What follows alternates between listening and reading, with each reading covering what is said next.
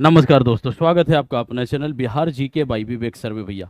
सभी को good evening, सभी को राधे राधे, सभी को हर हर महादेव। तो एक बार सारे बच्चे बता देंगे तेजी में, आवाज़ मेरी प्रॉपर आप तक पहुंच रही है? किसी भी बच्चे को कोई समस्या कोई परेशानी नहीं है भैया? कल तक के सेशन, आज का सेशन जो है कंटिन्यू करेंगे। थोड़ा जो पॉइंट था, थोड़ा सा जो पॉइंट था वो कल वाला कंप्लीट करेंगे और फिर दोनों चैप्टर का यानी कि थर्ड और फोर्थ चैप्टर का यहाँ पे हम एमसीक्यू करेंगे। एक बार तेजी में सारे बच्चे बताएंगे मामला क्लियर चल रहा है, कोई समस्या कोई परेशानी किसी भी बच्चे को नहीं है? जल्दी से, हाँ, क्लियर है मामला? आगे बढ़े, चलिए। चुनावी राजनीति, फोर्थ चैप्टर आपका ये। इसमें जो है आपका बचा हुआ थोड़ा सा पॉइंट उसको कंप्लीट करेंगे यहाँ, ठीक ना? हाँ, आपको बता दें आचार्य बैच, आचार्य बैच जो है ये आपका वो मात्र कितने में है भैया? मात्र 199 रुपये का ये बैच है, मात्र 199 का। इसमें हम बिहार जी के और पॉलिटी, ये दो चीज यहां पे कवर करेंगे, ठीक ना? एक पॉलिटी, ये दो चीज यहां पे कवर करेंगे, ठीक ना? हाँ, आगे देखिएगा। हाँ, अब कहता है आगे जो है कि आपका हिस्ट्री स्पेशल बैच, ये मात्र 199 का, 199 का है। 29 अप्रैल से रजिस्ट्रेशन प्रारंभ है, 2 में से क्लासेस चल रही हैं, ठीक है? 6 to 10 एनसीईआरटी एससीईआरटी जिनको भी पढ़ना है हिस्ट्री के लिए वो आपका ये बैच है, ठीक ना? ऐप का नाम अगर बात करें तो GS by Vivek sir, GS by Vivek sir के नाम से आपका एप्लीकेशन है, टेलीग्राम ग्रुप में लिंक कर दिए हैं। इसमें पिंड कर देंगे एक मैसेज, आपका लिंक जो है वो पिंड कर देंगे क्लास के बाद, ठीक ना? हाँ, तो सभी बच्चे उसमें क्या करेंगे, एप्लीकेशन जो है प्ले स्टोर से इंस्टॉल कर लेना है और उसके बाद उसमें क्लासेस में जाना है। क्लासेस में जाने के बाद वहाँ पे आपको वहाँ कोर्सेस में जाने के बाद वहाँ पे 3 क्लास आपको दिखेगा, पॉलिटी स्पेशल, हिस्ट्री स्पेशल आपका, और एक आचार्य बैच दिखेगा। जो बैच भी परचेज करना है, जो नहीं परचेज किया वहाँ पे क्लिक करेंगे, बाई नाउ का ऑप्शन आएगा, वहाँ से आप आसानी से पेमेंट कर सकते हैं।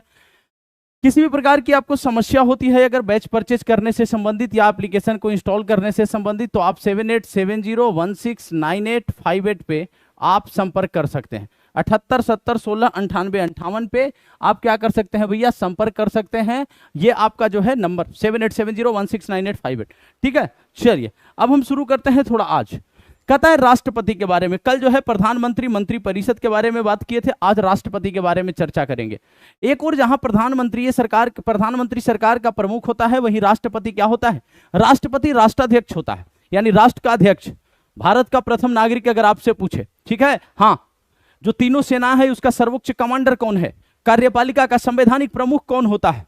समस्त कार्यपालिका शक्ति किसमें निहित है? केंद्र स्तर पे राष्ट्रपति में निहित है, ये सब याद रखना है। हमारी राजनीतिक व्यवस्था में राष्ट्राध्यक्ष केवल नाम के अधिकारों का प्रयोग करता है। भारत का राष्ट्रपति ब्रिटेन की महारानी की तरह होता है, जिसका काम आलंकारिक अधिक होता है, यानी कि ज्यादा इनका जो है ना भौकाल ज्यादा, भारत के राष्ट्रपति का भौकाल थोड़ा ज्यादा है, उसकी अपेक्षा प्रधानमंत्री को वास्तविक प्रमुख है, मतलब उनको शक्ति ज्यादा है, लेकिन ये संवैधानिक प्रमुख है। विदेशों से जो संबंध बनेंगे, जो समझौता होंगे, राष्ट्रपति के नाम से समझौता होते हैं, जो भी निमंत्रण वगैरह आते हैं वो राष्ट्रपति के नाम से जाएंगे, सारा कुछ, ठीक ना? हाँ, कहता है राष्ट्रपति देश की सभी राजनैतिक संस्थाओं के काम की निगरानी करता है ताकि वे राज्य के उद्देश्यों को हासिल करने के लिए मिलजुल कर काम करें। राष्ट्रपति का चयन जनता द्वारा प्रत्यक्ष रूप से नहीं किया जाता, याद रखिएगा, राष्ट्रपति का चयन जनता के द्वारा प्रत्यक्ष रूप से नहीं किया जाता है। हाँ,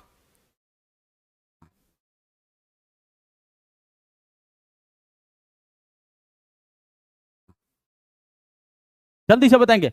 अब कहता है कि संसद सदस्य और राज्य की विधानसभा के सदस्य उसे चुनते हैं। तो राष्ट्रपति के चुनाव में कौन कौन भाग लेगा? अनुच्छेद अनुच्छेद 54, अनुच्छेद 54 राष्ट्रपति का निर्वाचक मंडल का बात करता है। अनुच्छेद 54 राष्ट्रपति का निर्वाचक मंडल, राष्ट्रपति का निर्वाचक मंडल, संसद के दोनों सदनों के निर्वाचित सदस्य प्लस राज्य विधानसभा के निर्वाचित सदस्य, ये मिलकर के ही राष्ट्रपति के वोट में क्या करते हैं? वोटिंग करते हैं, राष्ट्रपति के चुनाव में ये मतदान करते हैं, ठीक ना? हाँ, आपस में काहे बतिया रहा है सब, सुन लो इधर भैया, बहुत इंपॉर्टेंट पॉइंट चल रहा है।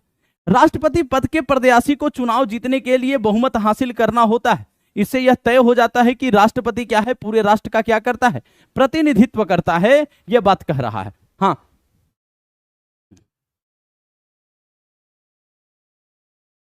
कैसे बैच लें? प्रीति शर्मा, कोर्सेस में जाइए और कोर्सेस में जाने के बाद, हाँ,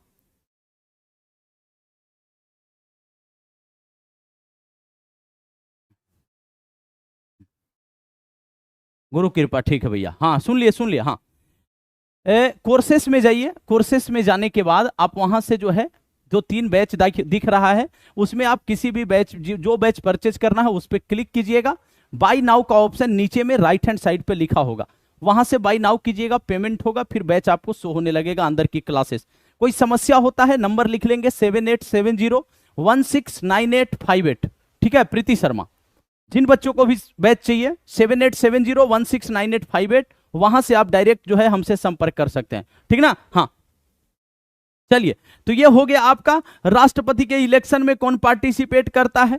कहता है लेकिन राष्ट्रपति उस तरह से प्रत्यक्ष जनादेश का दावा नहीं कर सकता जिस तरह से प्रधानमंत्री। लेकिन राष्ट्रपति कभी खुलेआम ये बात नहीं कह सकते कि पूरी जनता हमको चुनी है, जनता का विश्वास हम पे है, जनता हम में जो है वो विश्वास करती है, नहीं, क्योंकि पूरी जनता उनको चुनी कहां है, जनता किसी और को चुनी और वो उनको चुन रहे हैं। तो अप्रत्यक्ष मतदान है, इनडायरेक्ट हो रहा है, डायरेक्ट जनता कहां चुन रही है राष्ट्रपति को। तो राष्ट्रपति कभी भी ये नहीं कह सकते कि भैया पूरी जनादेश हमारे साथ है, नहीं, जन समर्थन है, नहीं ऐसा बोल सकते। आप राष्ट्र का प्रतिनिधित्व कर रहे हैं, अच्छी बात है, लेकिन जनता आपको डायरेक्टली चुनी नहीं है, क्लियर है। कहता है इसे तय हो जाता है कि राष्ट्रपति कहने मात्र के लिए कार्यपालक की क्या करता है, भूमिका निभाता है। कहने मात्र के लिए राष्ट्रपति कहने मात्र के लिए कार्यपालक की भूमिका निभाता है, यानी संवैधानिक प्रमुख है, नाम मात्र का प्रमुख, ठीक है, हाँ। कोई समस्या कोई परेशानी जल्दी से बताएंगे एक बार।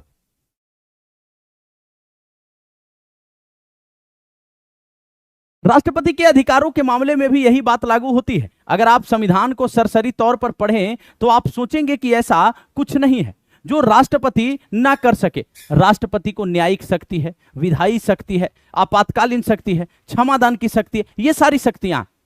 लेकिन अगर आप पढ़ेंगे, अगर आप जो पूरे कॉम्पिटेटिव पॉलिटी जब उठाते हैं एनसीईआरटी में तो उतना डिटेल दिया नहीं, जब कॉम्पिटेटिव पॉलिटी आप उठाएंगे तो वहां पे क्या देखेंगे कि भैया ये सारे जो प्रधान राष्ट्रपति का निर्णय है वो प्रधानमंत्री और मंत्री परिषद की सलाह के बाद ये लेते हैं, समझ गए। तो राष्ट्रपति स्वाविवेक की शक्ति उनकी बहुत लिमिटेड है स्वाविवेक की शक्ति लिमिटेड है। अन्य सारी शक्तियां में प्रधानमंत्री और मंत्री परिषद की सलाह के पश्चात होता है ये सारा उनका निर्णय। जल्दी से एक बार सारे बच्चे बता देंगे, मामला क्लियर चल रहा है, कोई समस्या कोई परेशानी। प्रिय गुरुजी क्लास 10 तक पॉलिटी करा दीजिए, उसके बाद ही हिस्ट्री का क्लास कराइएगा, ठीक है भैया। गुरु कृपा सुन लिए भैया, सुन लिए, ठीक ना, हाँ सुन लिया हम, ठीक ना, एकदम बिल्कुल 10th तक करवा देते हैं पॉलिटी, फिर हिस्ट्री करवाएंगे, ठीक ना, परेशान नहीं होना, आप लोग जैसे बोलेंगे वैसे, ठीक ना, हाँ। जल्दी से हिमांशु गोंड सर, प्रॉब्लम है क्या है बताओ। सारी सरकारी गतिविधियां राष्ट्रपति के नाम पर ही होती है, सारे कानून और सरकार के प्रमुख नीतिगत फैसले उसी के नाम से जारी होते हैं, सभी प्रमुख नियुक्तियां राष्ट्रपति के नाम पर ही होती है। वह भारत के मुख्य न्यायाधीश, सर्वोच्च न्यायालय और राज्य के उच्च न्यायालय के न्यायाधीश, राज्यपाल, चुनाव आयुक्त, दूसरे देशों में राजदूत आदि को नियुक्त करता है। नियंत्रक, महालेखा परीक्षक, महान्यायवादी, मुख्य निर्वाचन आयुक्त, इन सबकी नियुक्ति किसके द्वारा की जाएगी, इन सबकी नियुक्ति जो है वो राष्ट्रपति के द्वारा की जाती है। राज्यों में राज्यपाल की नियुक्ति राष्ट्रपति के द्वारा की जाएगी, लेकिन इस सब प्रधानमंत्री और मंत्री परिषद के सलाह के पश्चात ही होता है। एप्लीकेशन आ गया, नाम मात्र के होते हैं, हाँ जल्दी से बताएंगे, हाँ। राय स्टडी 2.4 आ गया, बकैती शुरू कर दिया, ऐसा नहीं करना, ठीक है ना, हाँ शांति से पढ़ो। हाँ।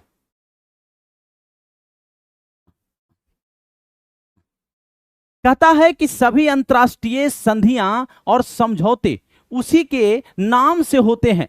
तो अगर यहां से क्वेश्चन आए कि सभी अंतर्राष्ट्रीय संधियां एवं समझौते निम्नलिखित में से किसके नाम से होते हैं, तो भारत के राष्ट्रपति के नाम से होते हैं। कहता है भारत के रक्षा बलों का सुप्रीम कमांडर राष्ट्रपति होता है, यानी तीनों सेना जो है हमारी, हाँ,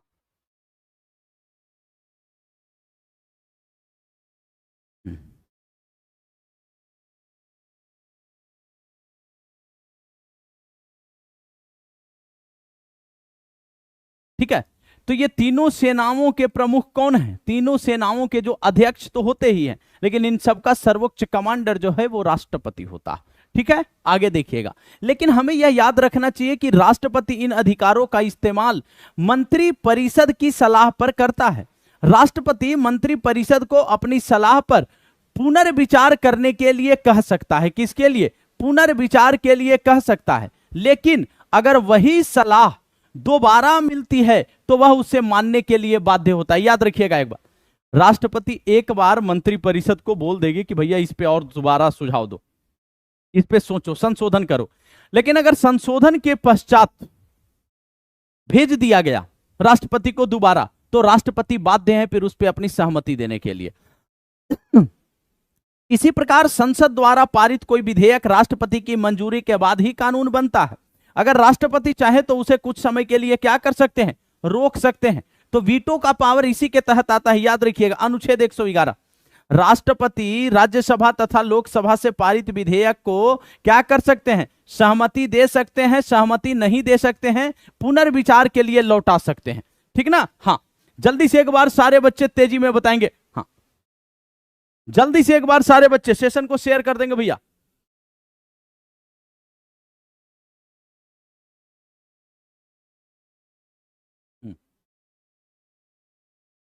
जल्दी से। हाँ, 111, ठीक है ना? याद रखिएगा, आगे बढ़ेंगे। कहता है वह विधेयक पर पुनर्विचार, वह विधेयक पे पुनर्विचार के लिए उसे संसद में वापस भेज सकता है। लेकिन अगर संसद दोबारा विधेयक पारित करती है तो उसे उस पर हस्ताक्षर करना ही पड़ेगा। तो अगर एक बार भेज दिया कि लो भाई पुनर्विचार करो, लेकिन पुनर्विचार के पश्चात अगर दोबारा आया तो वो क्या करेगा? वो भेजेगा, वो उस पर सहमति देने के लिए बाध्य होगा। ठीक ना? हाँ हाँ, जल्दी से एक बार सारे बच्चे। हाँ, क्लियर? कहता है तो आप सोच रहे होंगे कि राष्ट्रपति करता क्या है? क्या वह अपने विवेक से भी कुछ कर सकता है? अब एक महत्वपूर्ण चीज है जो उसे स्वविवेक से करनी चाहिए, प्रधानमंत्री की नियुक्ति। जब कोई पार्टी या गठबंधन चुनाव में बहुमत हासिल कर लेता है तो राष्ट्रपति के पास कोई विकल्प नहीं होता, उसे लोकसभा में बहुमत वाली पार्टी या गठबंधन के नेता को प्रधानमंत्री नियुक्त करना होता है। तो ऐसा नहीं है कि किसी को भी पकड़ के और आपको प्रधानमंत्री नियुक्त कर देंगे, बहुमत दल के नेता को ही क्या करेंगे? प्रधानमंत्री नियुक्त किया जाएगा। इसको याद रखिएगा। अगर गठबंधन की सरकार है तो वहां पे भी राष्ट्रपति को लगेगा कि ये पार्टी जो है आपकी क्या करेगी? बहुमत साबित कर सकती है, तो वहां पे वो स्वविवेक से उस व्यक्ति को क्या कर सकते हैं? हाँ, प्रधानमंत्री नियुक्त कर सकते हैं। कहता है जब किसी पार्टी या गठबंधन को लोकसभा में बहुमत हासिल नहीं होता तो राष्ट्रपति अपने विवेक से काम लेता है। वह ऐसे नेता को नियुक्त करता है जो उसकी राय में लोकसभा में बहुमत जुटा सकता है। ऐसे मामले में राष्ट्रपति नवनियुक्त प्रधानमंत्री से एक तय समय के भीतर लोकसभा में बहुमत साबित करने के लिए कहता है। कहता है किसी को 50% +1 नहीं आया। अब ऐसे में राष्ट्रपति क्या करेंगे? कोई ऐसा व्यक्ति जो निर्वाचित है, जिसकी पार्टी जो है निर्वाचित है चुनाव में, उसको बोलेंगे कि भाई तुम सरकार बना लो क्योंकि तुम जो है बहुमत साबित कर सकते हो। एक समय उसको दिया जाएगा और एक समय के भीतर क्या किया जाएगा? वो आपके जो है सदन में अपना बहुमत साबित कर देगा और वो प्रधानमंत्री के रूप में कार्य करते रहेगा। ठीक ना? ये देखिए यहां पे ये आपके राष्ट्रपति जो है रामनाथ कोविंद जी हैं और उधर जो है आपके कौन है? ये प्रधानमंत्री जी हैं। ठीक है, शपथ का ये आपका जो है, ये शपथ का जो है आपका ये फोटो है, देख सकते हैं। यहां पे मोदी जी हैं हमारे। ठीक ना? हाँ, कह रहा है कि राष्ट्रपति श्री रामनाथ कोविंद 30 मई 2019 को राष्ट्रपति भवन में श्री नरेंद्र मोदी को प्रधानमंत्री पद की शपथ दिलाते हुए, ये शपथ दिलवा रहे हैं यहां पे। ठीक ना? हाँ, चलिए आगे बात करेंगे हम। राष्ट्रपति प्रणाली, दुनिया में हर जगह राष्ट्रपति जो है भारत की तरह औपचारिक शासनाध्यक्ष नहीं होता। कहता है ऐसा नहीं है कि दुनिया में हर जगह जैसे भारत में राष्ट्रपति नाम मात्र के प्रमुख है, ऐसे ही हर जगह नाम मात्र का प्रमुख है। दुनिया के अनेक देश में राष्ट्रपति राष्ट्राध्यक्ष भी होता है और सरकार का मुखिया भी। यानी ऐसा नहीं है कि प्रधानमंत्री सरकार के मुखिया है और राष्ट्रपति जो है वो संवैधानिक प्रमुख है। ये पूरे विश्व में के अन्य देशों में ऐसा नहीं है। कई जगह ऐसा होता है कि राष्ट्रपति जो है राष्ट्राध्यक्ष भी है और वास्तविक कार्यपालिका भी है। ठीक है ना? हाँ, कहता है कि अमेरिकी राष्ट्रपति इस तरह के राष्ट्रपति का जाना माना उदाहरण है, क्योंकि यूएसए में, याद रखना है आपको, यूएसए में संसदात्मक व्यवस्था नहीं है, संसदीय प्रणाली नहीं है, पार्लियामेंट्री सिस्टम नहीं है, वहां क्या है, अध्यक्षात्मक प्रणाली है। तो राष्ट्रपति क्या होता है, राष्ट्रपति वास्तविक कार्यपालिका होता है, अध्यक्षात्मक प्रणाली है, अध्यक्षात्मक। यहां पे पूरी जनता राष्ट्रपति के चुनाव में पार्टिसिपेट करती है और राष्ट्रपति ही वास्तविक कार्यपालिका होता है, इस बात को याद रखिएगा, ठीक ना। हाँ,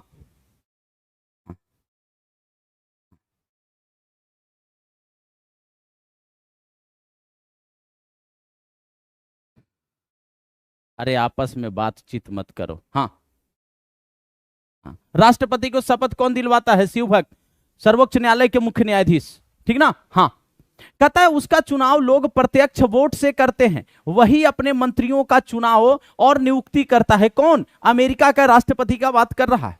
कानून बनाने का काम अभी भी विधायिका यानी अमेरिका में उसे कांग्रेस कहा जाता है, करती है, पर राष्ट्रपति किसी भी कानून को वीटो के अधिकार से रोक सकता है। सबसे बड़ी बात यह है कि राष्ट्रपति बनने के लिए उसे कांग्रेस के बहुमत के समर्थन की जरूरत नहीं है, और नहीं वह उसके प्रति उत्तरदायी है, क्योंकि जनता इसको प्रत्यक्ष रूप से चुन रही है, जनता प्रत्यक्ष रूप से चुन रही है। जबकि हमारे यहां क्या है, राष्ट्रपति को जनता प्रत्यक्ष रूप से नहीं चुनती और अप्रत्यक्ष तरीके से चुने जाते हैं, ठीक ना। कहता है उसका 4 साल का तय कार्यकाल है, अमेरिका में राष्ट्रपति का कार्यकाल 4 साल का है, और अपनी पार्टी का कांग्रेस में बहुमत न होने पर भी वह आराम से अपना कार्यकाल क्या कर सकता है, पूरा कर सकता है। भारत में जो वास्तविक प्रमुख है प्रधानमंत्री जी, अगर उनका क्या हुआ, बहुमत गया तो उनकी सरकार खत्म। अमेरिका में राष्ट्रपति जो हैं, अगर उनका बहुमत नहीं भी है पार्टी का, फिर भी कार्यकाल यानी 4 साल वो पूरा करेंगे। अमेरिकी मॉडल को लातीनी अमेरिका के अन्य देशों और सोवियत संघ का हिस्सा रहे कई देशों में अपनाया गया। चूंकि सरकार के इस स्वरूप में राष्ट्रपति की भूमिका केंद्रीय होती है, इसलिए इसे राष्ट्रपति प्रणाली कहा जाता है। अध्यक्षात्मक प्रणाली को इंग्लिश में प्रेसिडेंशियल सिस्टम कहा जाता है। क्या कहा जाता है, प्रेसिडेंशियल सिस्टम। तो अभी तक जो भारत के परिप्रेक्ष्य में आप पढ़ रहे थे, वो पढ़ रहे थे पार्लियामेंट्री सिस्टम, लेकिन यहां पे एक पैराग्राफ में आपको जो है वो पार्लियामेंट्री सिस्टम के बारे में भी बता दिया, तो यहां से भी क्वेश्चन बनने का संभावना आपका हो जाएगा, ठीक ना, इसको याद रखिएगा। हाँ, कहता है ब्रिटेन के मॉडल को मानने वाले भारत जैसे देशों में संसद ही सर्वोच्च होती है, इसलिए हमारी प्रणाली को शासन की क्या कहा जाता है, संसदीय प्रणाली कहा जाता है। तो हमारे यहां पार्लियामेंट्री सिस्टम जो ब्रिटेन से एडॉप्ट किया गया है। अब एक बार कमेंट सेक्शन में सारे बच्चे सेशन को तो पहले शेयर कर देंगे और फिर बताएंगे कि जो है भैया यहां तक सारी चीजें क्लियर हैं आपकी, जल्दी से बताएंगे। हाँ,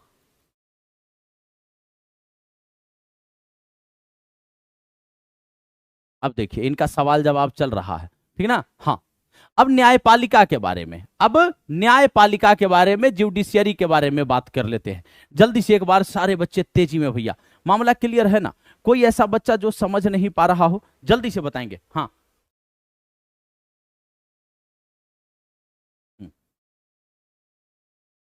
जल्दी से।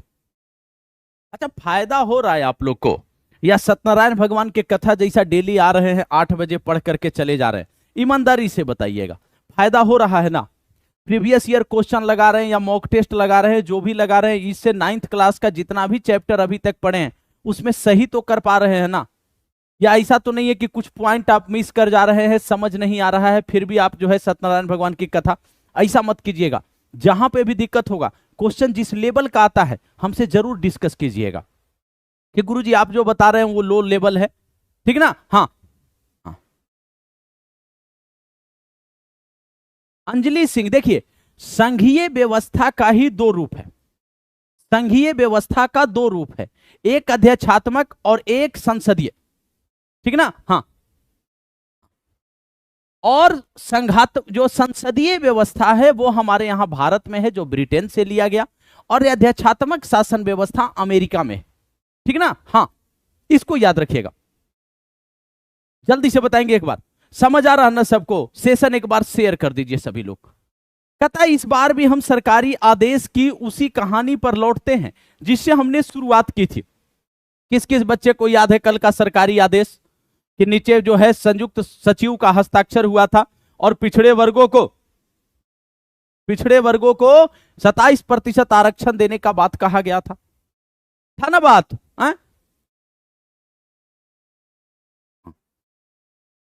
समझ गया बात को? हाँ, तो ये जो है आपका वो आदेश के बारे में बात करता है कि जब अन्य समुदाय के लोग विवाद किए तो विवाद करने के बाद क्या हुआ कि उसके समाधान के लिए मामला सुप्रीम कोर्ट गया। कहां गया? हाँ, सुप्रीम कोर्ट गया। हाँ, तो सुप्रीम कोर्ट जो है निर्णय क्या देती है कि भाई सुनो, तुम लोग जो बीपी मंडल जो अध्यक्षता में मंडल आयोग की सिफारिश को लागू कर रहे हो, लागू किए, इसमें मामला यह है कि क्रीमी लेयर और नॉन क्रीमी लेयर में डिवाइड करो। यानी वैसे पिछड़े वर्ग जो सामाजिक और शैक्षणिक रूप से पिछड़े अब नहीं है, उनकी स्थिति अब सही हो गई है, उनको 27% आरक्षण का जो है वो प्रावधान उनके लिए मत करो, उनको लाभ नहीं मिलना चाहिए। और जो सामाजिक और शैक्षणिक रूप से अभी भी पिछड़े हैं उनको क्या करो, उनको जो है 27% आरक्षण दे दो। समझ गए बात को ना? तो सुप्रीम कोर्ट का रोल वहां पे न्यायपालिका का जो था उसी बात को याद करने के लिए बता रहा है यहां पे। कहता इस बार हम कहानी को याद नहीं करेंगे, बस यह कल्पना करेंगे कि यह कहानी कितनी अलग हो सकती थी। याद कीजिए कि इस कहानी का उस समय संतोषजनक अंत हो गया जब सर्वोच्च न्यायालय ने फैसला सुनाया, इसे हर किसी ने स्वीकार कर लिया। कल्पना कीजिए कि निम्नलिखित परिस्थितियों में क्या होता। कहता है सुप्रीम कोर्ट फैसला सुना दी कि भाई creamy layer non creamy layer हो गया, मामला खत्म। अगर सुप्रीम कोर्ट तक मामला नहीं जाता, सुप्रीम कोर्ट नहीं होती, ये फैसला नहीं होता, तब कंडीशन तो और गड़बड़ हो जाता। जैसे अभी कोई मारपीट होता है, कोई किसी को मार दे, मर्डर कर दे, कहीं रेप हो गया, कहीं गोलीबारी हो गया, कहीं चोरी हो गया, कहीं डकैती हो गया। अब जो पीड़ित व्यक्ति है वो इसी उम्मीद में रहता है कि चलो जो किया है उसको सजा मिलेगा। न्यायालय तक जाएंगे, सुप्रीम कोर्ट तक जाएंगे, लेकिन न्यायालय मिलेगा। वी वांट जस्टिस, नारा लगता है ना, वी वांट जस्टिस, हमको न्याय चाहिए, हम लोग न्याय चाहते हैं। तो न्याय चाहते हैं तो भैया न्यायपालिका ही तो न्याय करेगी। अब देखिए, कहता है देश में सर्वोच्च न्यायालय जैसा अगर कुछ नहीं होता तो मंडल आयोग का सिफारिश जो आया था उसके बाद कंडीशन कितना गंदा होता। दूसरी तरफ कह रहा है सर्वोच्च न्यायालय तो होता पर उसके पास सरकार की कार्रवाइयों का आंकने का अगर अधिकार नहीं होता तो कितना उस समय भयानक स्थिति होता। ध्यान से समझते चलिएगा, बहुत इंपॉर्टेंट पॉइंट है। कहता है उसे अधिकार होता मगर सर्वोच्च न्यायालय से कोई निष्पक्ष न्याय की उम्मीद नहीं रखता। कहता है कि सर्वोच्च न्यायालय को अधिकार होता लेकिन किसी को विश्वास ही नहीं रहता कि सर्वोच्च न्यायालय सही निर्णय देती है, तब भी भयानक स्थिति होता। आज के डेट में है कि सर्वोच्च न्यायालय अगर किसी भी फैसले को क्या करती है, किसी भी विवाद पे फैसला देती है तो लोग उसको स्वीकार कर लेते हैं। हाँ, कहता है कि भले ही वह निष्पक्ष फैसला सुना देता लेकिन सरकार के आदेश के खिलाफ अपील करने वाले उसके फैसले को क्या करते, नहीं मानते। तो इस चलते सुप्रीम कोर्ट क्या यहाँ पे निर्णय का रिस्पेक्ट होता। समझ गए? न्यायपालिका में लोगों का विश्वास है। अब एक बार कमेंट सेक्शन में सारे बच्चे क्लियर मामला? हाँ, जल्दी से बताएंगे।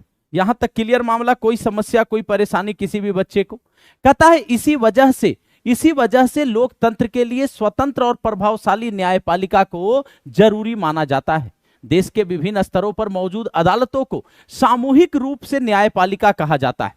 न्यायपालिका के बारे में कल बताए थे, सुप्रीम कोर्ट सबसे ऊपर, राज्यों में हाई कोर्ट और उसके नीचे अधीनस्थ न्यायालय। लोगों का जो पहुंच सबसे ज्यादा है वो जिला अदालत में है, क्योंकि वो जिला में है, जल्दी पहुंच जाते हैं। हाई कोर्ट, सुप्रीम कोर्ट जो है उतना लोग नहीं पहुंच पाते, ठीक ना? हाँ, कहता है भारतीय न्यायपालिका में पूरे देश के लिए सर्वोच्च न्यायालय, राज्य में उच्च न्यायालय, जिला न्यायालय और स्थानीय स्तर के न्यायालय होते हैं। भारत में न्यायपालिका क्या है? एकीकृत है। यही क्वेश्चन स्टेटमेंट में पूछेगा। भारत में न्यायपालिका क्या है? भारत में न्यायपालिका एकीकृत। कहता है कि इसका मतलब क्या है एकीकृत का? कि सर्वोच्च न्यायालय देश में न्यायिक प्रशासन को नियंत्रित करता है। देश की सभी अदालतों को उसका फैसला मानना होता है। वह इनमें से किसी भी विवाद की सुनवाई कर सकता है। किस किस विवाद की सुनवाई करता है, थोड़ा क्षेत्राधिकार को भी यहां पे कवर कर लिया गया है। अब एक बार सारे बच्चे तेजी में बताएंगे, गुरु एकदम मामला क्लियर चल रहा है, जल्दी से। हाँ,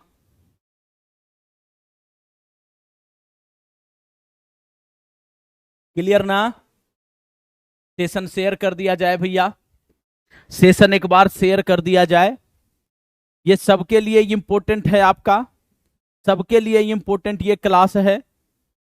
पॉलिटी का ये कॉम्पिटिटिव सेक्शन चल रहा है। ऐसा नहीं है कि एनसीईआरटी में पूरा का पूरा पॉइंट ये कॉन्सेप्चुअल है, ये सारा कुछ हमको कंपटीशन वाले में पढ़ाना होता है, आपको पढ़ना होता है, ठीक ना। सुप्रीम कोर्ट, हाई कोर्ट, राष्ट्रपति, प्रधानमंत्री, मंत्रिपरिषद, ये सारा कुछ पढ़ना होता है।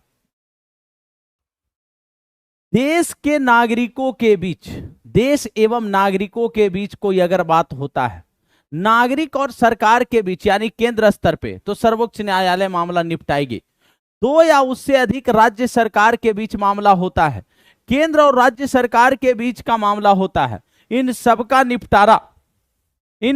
निपटारा कौन करते हैं? इन सबका निपटारा सर्वोच्च न्यायालय करती है।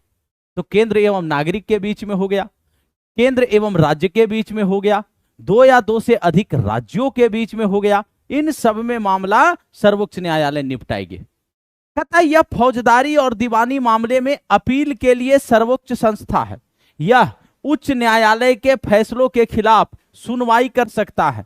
याद रखिएगा, हमारे यहाँ जो व्यवस्था चल रहा है वो हमारे यहाँ व्यवस्था कुछ ऐसी है।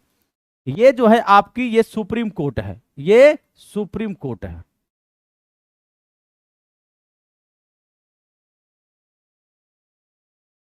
ये जो आपका है ये हाई कोर्ट है, ये जो है आपका अधीनस्थ न्यायालय,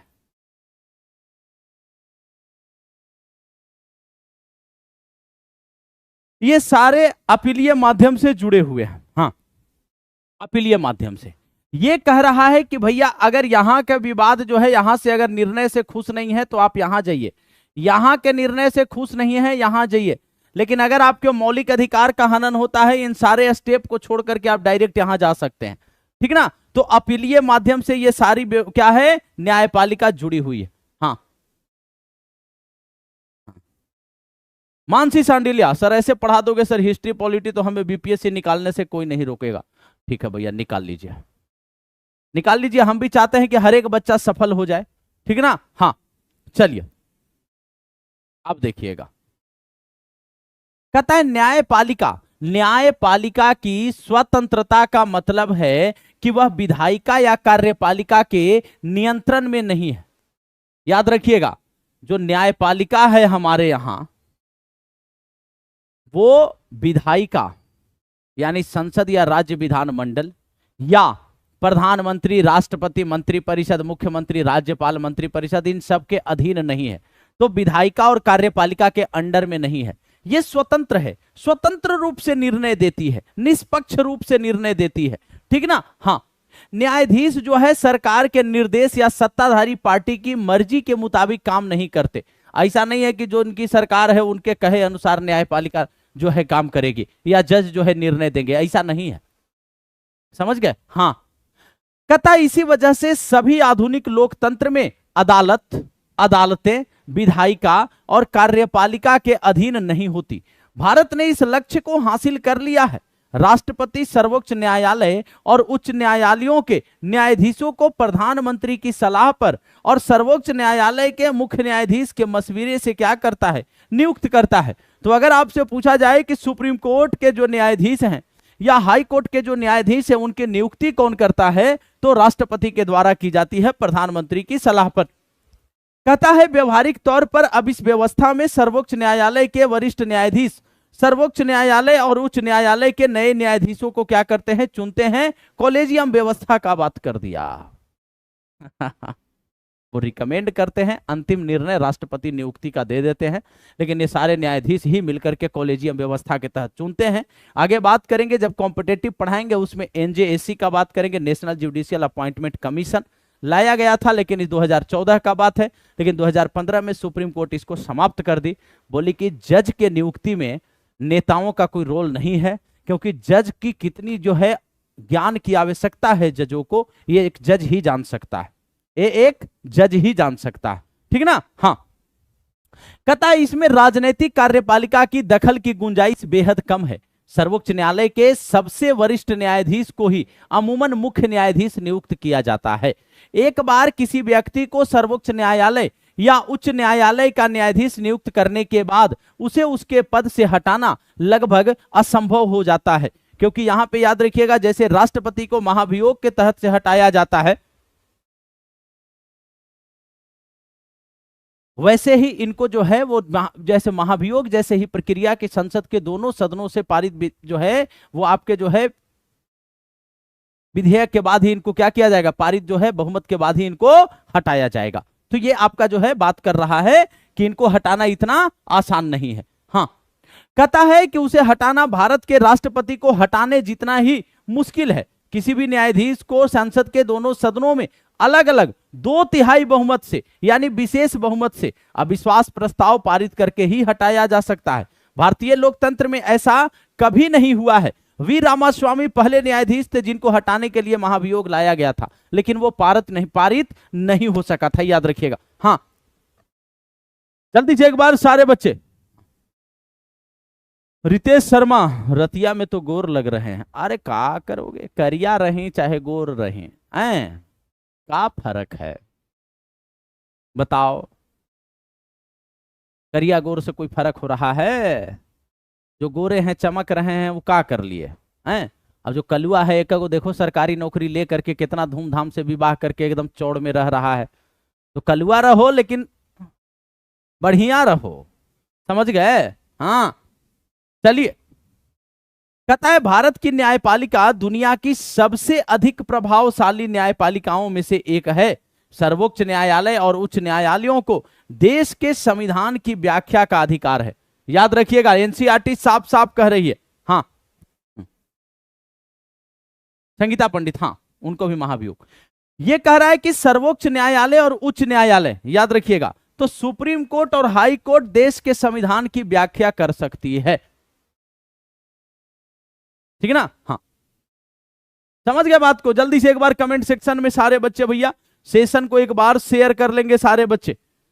कह रहा है कि अगर उन्हें लगता है कि विधायिका का कोई कानून या कार्यपालिका की कोई कार्रवाई संविधान के खिलाफ है तो वे केंद्र और राज्य स्तर पर ऐसे कानून या कार्रवाई को अमान्य घोषित कर सकते हैं।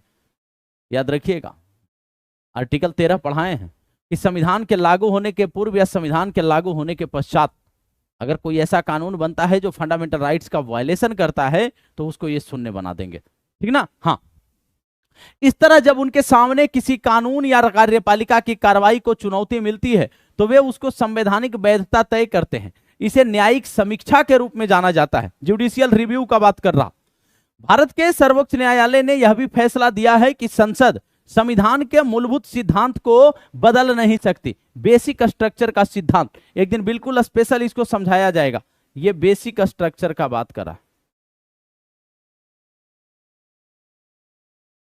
बेसिक स्ट्रक्चर आधारभूत ढांचे का बात कर रहा है।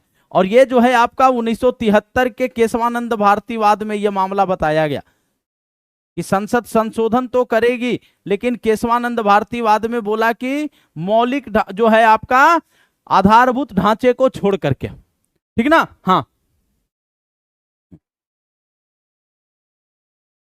जल्दी से एक बार सारे बच्चे। हाँ,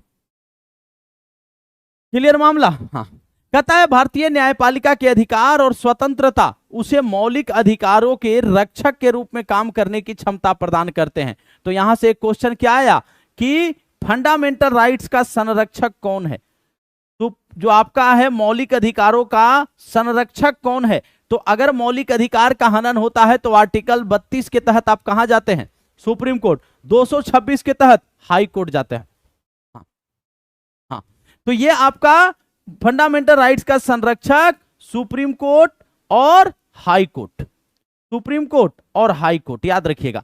मतलब कहने का अर्थ है न्यायपालिका,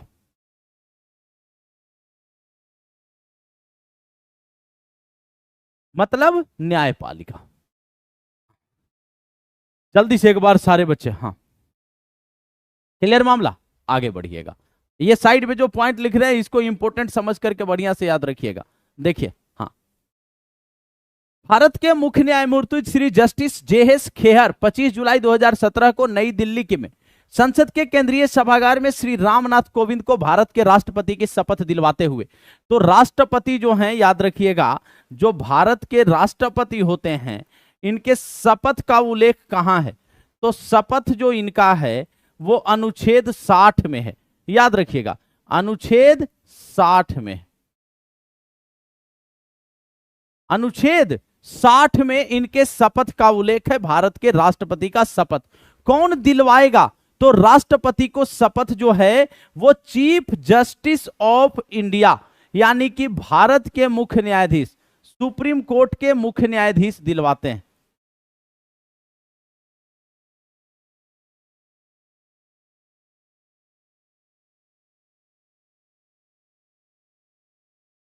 भारत के मुख्य न्यायाधीश दिलवाते हैं। समझ गया बात को ना, ये सब इंपॉर्टेंट पॉइंट है, ठीक ना। हाँ ठीक है, हाँ क्लियर मामला, यहां तक कोई समस्या कोई परेशानी। अब इंपॉर्टेंट शब्द थोड़ा सा वर्ड कलेक्शन पढ़ ले, फिर दोनों, हाँ फिर दोनों जो है, हाँ फिर दोनों जो है वो दोनों में क्या बात करेंगे। 51 में पीएम का है संगीता पंडित, 51 में अंतर्राष्ट्रीय भाईचारा का बात कहा गया है, वो डीपीएसपी में है आपका, ठीक ना, अंतर्राष्ट्रीय भाईचारा को बढ़ावा देना। हाँ जल्दी से बताएंगे। हाँ कहता है सर हिस्ट्री से भी प्यार करा दीजिए, आए प्यार करवाएं सेशन खोल के, पॉलिटी से भर भर के हो गया है। परवीन साहब बिल्कुल हिस्ट्री भी एकदम कर देंगे हल्का, ठीक ना, परेशान मत होइए। हाँ कहता है गठबंधन की सरकार क्या होती है, विधायिका में किसी एक पार्टी को बहुमत हासिल न होने की सूरत में दो या दो से अधिक राजनीतिक पार्टियों के गठबंधन से बनी सरकार, किसी एक को बहुमत नहीं मिला तो 50% +1 की क्राइटेरिया को फुलफिल करने के लिए जब दो या दो से अधिक पार्टी आपस में गठबंधन करके सरकार बनाती है, इसी को गठबंधन की सरकार बोलते हैं। अगला कहता है कार्यपालिका, कार्यपालिका का बात करता है व्यक्तियों का ऐसा निकाय जिसके पास देश के संविधान और कानून के आधार पर प्रमुख नीति बनाने, फैसले करने और उन्हें लागू करने का अधिकार होता है। तो अगला पॉइंट देखिएगा, कहता है व्यक्तियों का ऐसा निकाय देश के संविधान और कानून के आधार पर नीति बनाना, फैसला करना और लागू करने का जो काम होता है वो इनका कितना होता है। हाँ ये कार्यपालिका का है। सरकार क्या है, संस्थाओं का ऐसा समूह जिसके पास देश में व्यवस्थित जनजीवन सुनिश्चित करने के लिए कानून बनाने, लागू करने और उसकी व्याख्या करने का अधिकार होता है। व्यापक अर्थ में सरकार किसी देश के लोगों और संसाधनों को नियंत्रित और उसकी क्या करती है, निगरानी करती है। तो सरकार एक वैसी मशीनरी, वैसी एक संस्था है जो कि क्या करती है, संवैधानिक प्रावधानों के अधीन रहते हुए और किसी देश या राज्य के शासन को सुचारू तरीके से चलाती है। जल्दी से बताएंगे। हाँ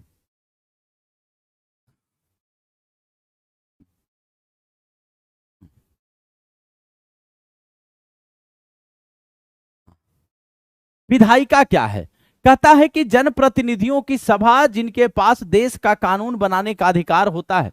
कानून बनाने के अलावा विधायिका को कर बढ़ाने, बजट बनाने और दूसरे वित्त विधेयकों को बनाने का क्या होता है, विशेष अधिकार होता है। कार्यालय ज्ञापन क्या है, सक्षम अधिकारी द्वारा जारी पत्र जिसमें सरकार के फैसले या नीति के बारे में बताया जाता है। जैसे स्टार्टिंग में ही पढ़े थे कि 27% आरक्षण देने का बात जो कहा गया, उसमें एक ज्ञापन जारी, एक आदेश जारी किया गया जिसमें सारा मामला जो है पूरा जो है बताया गया कि सामाजिक शैक्षणिक रूप से पिछड़े लोगों को 27% आरक्षण दिया जाएगा और नीचे संयुक्त सचिव का हस्ताक्षर था, ठीक ना। कहता है राजनीतिक संस्था क्या है, देश की सरकार और राजनीतिक जीवन के आचार को नियमित करने वाली प्रक्रियाओं का समूह ही क्या कहलाता है, राजनीतिक संस्था कहलाता है। आरक्षण, आरक्षण क्या है, रिजर्वेशन क्या है। हाँ जल्दी से बताएंगे, क्लियर है? कोई समस्या कोई परेशानी किसी बच्चे को गुरु सेशन एक बार शेयर कर दिया जाए, क्योंकि अब क्वेश्चन आ गया है। तो दो चैप्टर, एक चुनावी राजनीति और एक आपका संस्थाओं के कामकाज, इन दोनों का क्या करेंगे? हाँ चलिए, कहता है आरक्षण जो है भेदभाव के शिकार, वंचित और पिछड़े लोगों और समुदाय के लिए सरकारी नौकरियों तथा शैक्षिक संस्थाओं में पद एवं सीटें आरक्षित करने की नीति ही आरक्षण कहलाती है। क्या कहलाती है? आरक्षण कहलाती है। राज्य क्या है? निश्चित क्षेत्र में फैली राजनैतिक इकाई जिसके पास संगठित सरकार हो और घरेलू तथा विदेश नीतियों को बनाने का अधिकार हो। सरकारें बदल सकती है, ध्यान दीजिएगा, सरकार बदलती है, कभी ये कभी वो, ठीक ना? हाँ, अरे आ गया भैया।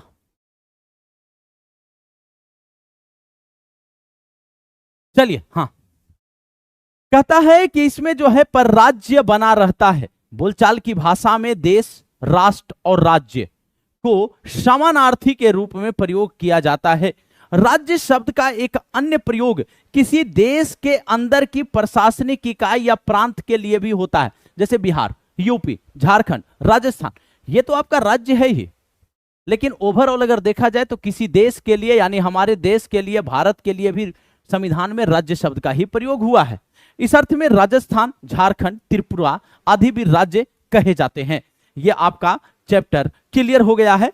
अब यहां पे देखिएगा, आचार्य जो है, आचार्य सीरीज आपका चल रहा है और इसमें चुनावी राजनीति और संस्थाओं के कामकाज से रिलेटेड अब दोनों चैप्टर आपका कंप्लीट हो चुका है। तो अब इन दोनों चैप्टर का हम एमसीक्यू करेंगे। एक बार तेजी में सारे बच्चे बता देंगे,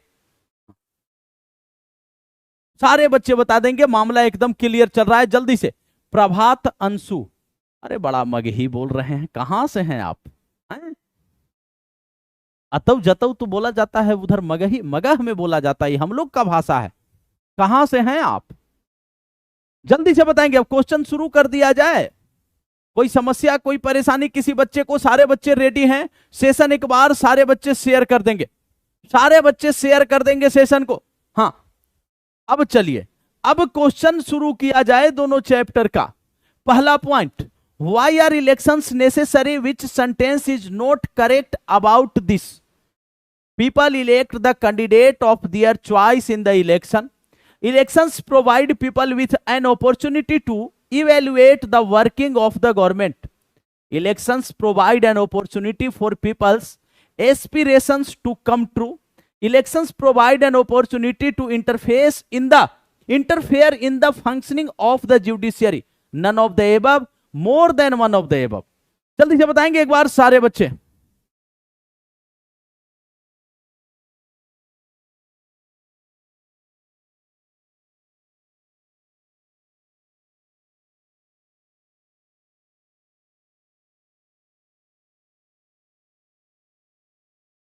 जल्दी से आंसर देंगे। कह रहा है लोग चुनाव में अपनी पसंद के उम्मीदवार का चुनाव करते हैं। चुनाव क्यों जरूरी है? नियमित चुनाव होने से लोग अपने पसंद के शासकों का चुनाव करते हैं, ठीक ना? हाँ, कहता है चुनाव लोगों को सरकार के कामकाज का मूल्यांकन करने का अवसर प्रदान करता है। अभी कोई सरकार है, ये कार्य कर रही है नहीं कर रही है, ठीक ना? हाँ, पिछले सरकार से तुलना कर सकते हैं, या अगर ये कार्य नहीं करेगी तो अगली सरकार आ सकती है, ये भी डर होता है। तो ये सरकार का मूल्यांकन। चुनाव लोगों की आकांक्षाओं को फलीभूत होने का अवसर प्रदान करता है, बिल्कुल सही बात है। चुनाव न्यायपालिका के कामकाज में हस्तक्षेप का बात कह रहा है। ये पॉइंट आपका क्या हो गया? ये पॉइंट आपका गलत हो गया, ये पॉइंट गलत हो गया।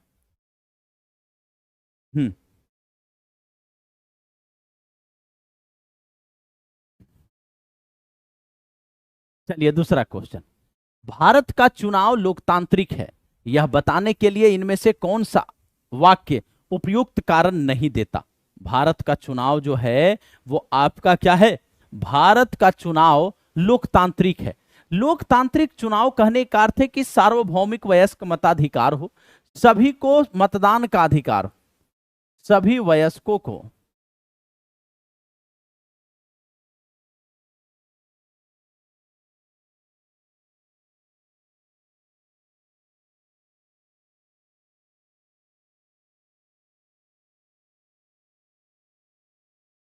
मतदान का अधिकार हो सभी वयस्कों को।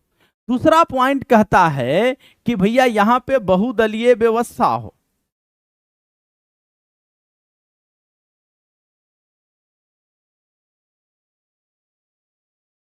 और तीसरा पॉइंट कहता है कि स्वतंत्र एवं निष्पक्ष चुनाव।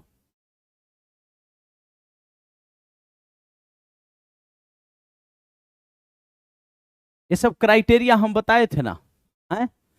करा भारत में चुनाव स्वतंत्र निष्पक्ष है। भारत में 18 वर्ष से अधिक उम्र का हर व्यक्ति मतदाता है। भारत में चुनाव हारने वाली पार्टियां जनादेश को स्वीकार करती है। कल बताए थे कि कुछ विवादों को अगर छोड़ दिया जाए, कुछ मामलों को जो है छोड़ दिया जाए, तो यहां पे क्या होगा?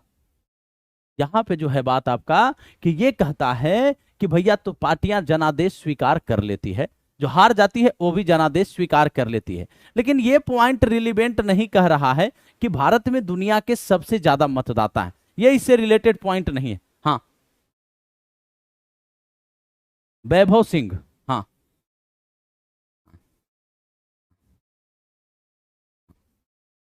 अरे कुछ हो लगवा देगा। हाँ, भारत में 18 वर्ष से अधिक उम्र का हर व्यक्ति मतदाता है। एक बात बताइए, चुनाव लोकतांत्रिक होगा नहीं होगा? तो इसमें सी तो मेन पॉइंट है ना भैया, वयस्क मताधिकार।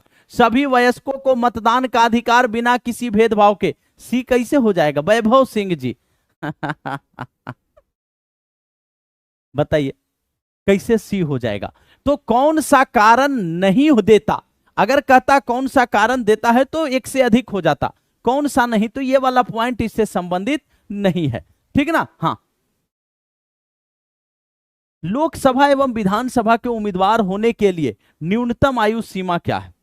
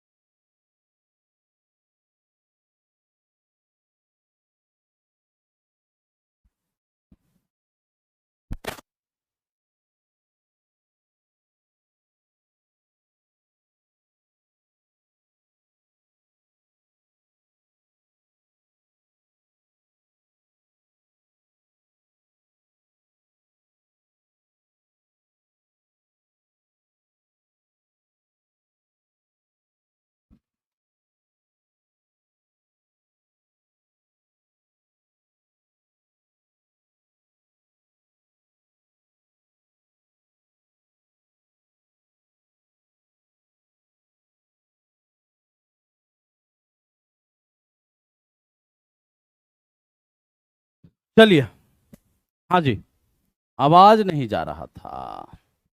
हाँ, चलिए, यहां तक क्लियर? तो ये समझ आ गया। लोकसभा विधानसभा के उम्मीदवार होने के लिए न्यूनतम आयु सीमा क्या है?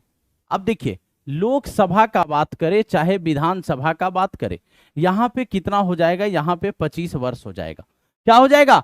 25 वर्ष हो जाएगा। ठीक ना? हाँ, हाँ, चलिए, अब कहता है कि यहां पे अगर आपसे पूछे राज्यसभा, जल्दी बताएंगे, अगर आपसे पूछे राज्यसभा का सदस्य बनने के लिए कितनी आयु चाहिए, जल्दी से, राष्ट्रपति का उम्मीदवार का न्यूनतम आयु कितनी चाहिए, राष्ट्रपति का जो है उम्मीदवार के लिए न्यूनतम आयु कितनी चाहिए। अब दूसरी तरफ कहेगा कि पंचायत के प्रतिनिधि के लिए कितना चाहिए, पंचायत प्रतिनिधि यानी वार्ड सदस्य हो, सरपंच हो, मुखिया हो, प्रधान हो, इन सब के लिए न्यूनतम आयु का बात करेगा। और मतदान के लिए न्यूनतम आयु जल्दी से बताएंगे,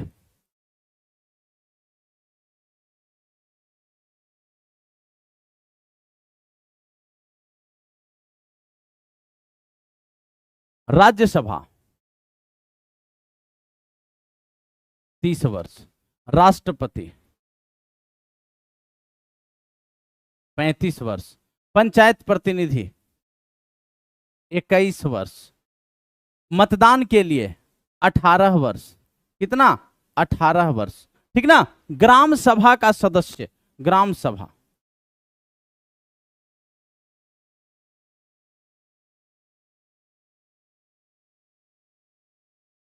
18 वर्ष।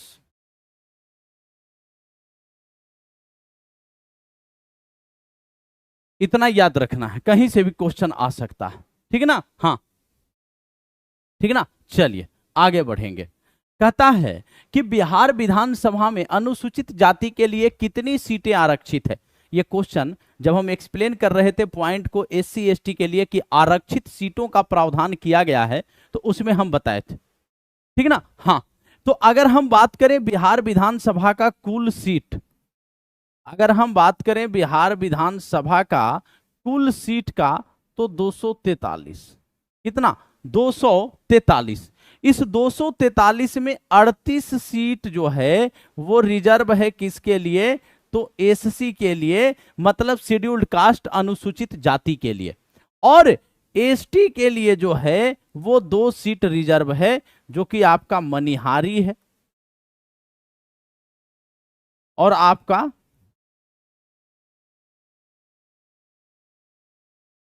कटोरिया, कटोरिया और मनिहारी, ये 2 सीट।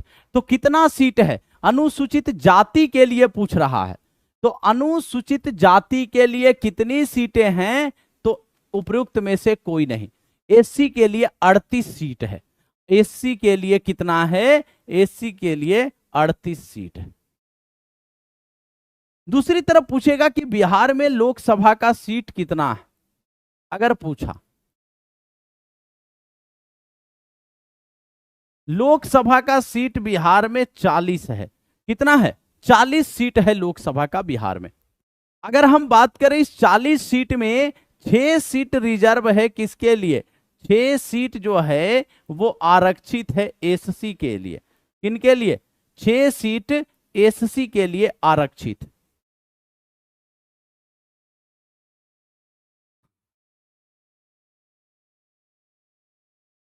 तो एससी और एसटी के लिए कुल बोलेगा तो 40 लगाइएगा, लेकिन विधानसभा में केवल अनुसूचित जाति का पूछा है तो 38 सीट है, जो कि ऑप्शन में नहीं है। तो क्या हो जाएगा, उपयुक्त में से कोई नहीं हो जाएगा।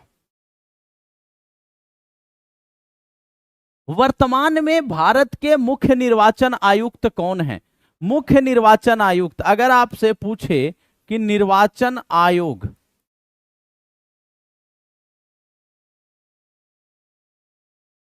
निर्वाचन आयोग,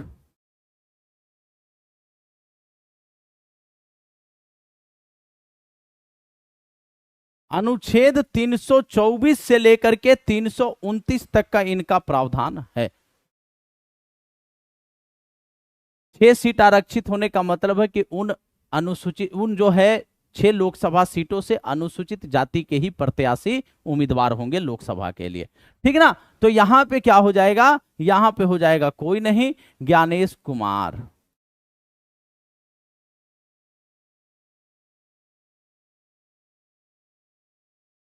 कौन हो जाएंगे, ज्ञानेश कुमार।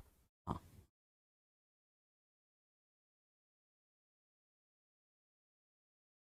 देखिए अब एक पॉइंट आया था, हाँ, सुखविंदर सिंह सिंधु और विवेक जोशी ये अन्य आयुक्त हैं, ठीक है ना। हाँ, जल्दी से बताएंगे। हाँ, जल्दी से, गुरु सेशन शेयर नहीं हो रहा है, ये गलत बात। हाँ, ये गलत बात है, सेशन एक बार शेयर कर देंगे। कहता है सर्वोच्च न्यायालय ने प्रत्याशियों को नामांकन करते समय इनमें से कौन सी बात शपथ पत्र में संलग्न करने का आदेश नहीं दिया है? आप सुने थे ना, संलग्न करने का आदेश था कि भैया आपकी शैक्षणिक योग्यता क्या है। हाँ, शैक्षणिक योग्यता क्या है, आपका जो है कोई आपराधिक पृष्ठभूमि बैकग्राउंड तो नहीं रहा है, आपकी प्रॉपर्टी कितनी है, ये सारी चीजें।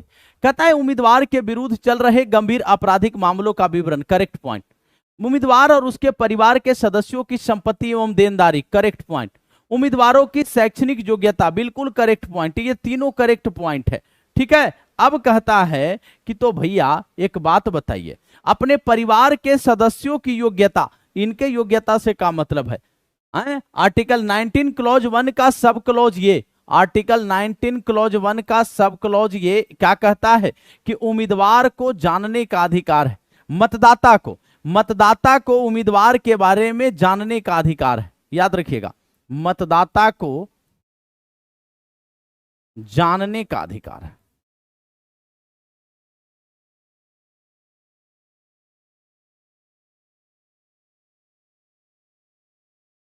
जानने का अधिकार है। क्लियर है? सीट कंफर्म होता है, रितेश शर्मा, वो 6 सीट कंफर्म है कि कहां कहां से अनुसूचित जाति लड़ेगा। ठीक है ना? हाँ, अब देखिए लोकसभा में अनुसूचित जाति के लिए आरक्षित स्थानों की संख्या कितनी है? तेजी में एक बार सारे बच्चे बताएंगे भैया।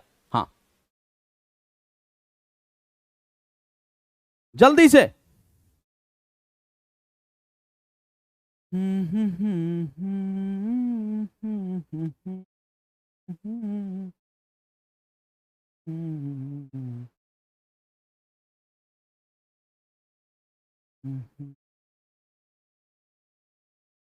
जल्दी से एकदम सारे बच्चे तेजी में बता देंगे। मतदाता को जानने का अधिकार, बिल्कुल सही बात है।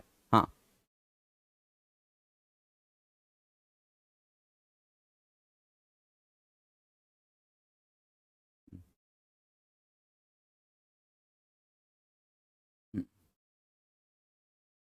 जल्दी से, क्लियर मामला। देखिए लोकसभा में अनुसूचित जाति के आरक्षित स्थानों की संख्या कितनी है? तो भैया अगर लोकसभा में बात करें तो एससी और एसटी अगर दोनों को मिला करके बोले तो 131 सीट है। कितना है? एक तो 131 सीट है, थोड़ा समझिएगा। 131 सीट का अगर बात करेंगे तो एससी जो है वो कितना है? एससी के लिए 84 सीट है और एसटी के लिए 47 सीट है। कितना है? 47 सीट है। तो ये 131 सीट हो गया। क्लियर है? अब अगला पॉइंट आइए, कहता है कि 104वां संविधान संशोधन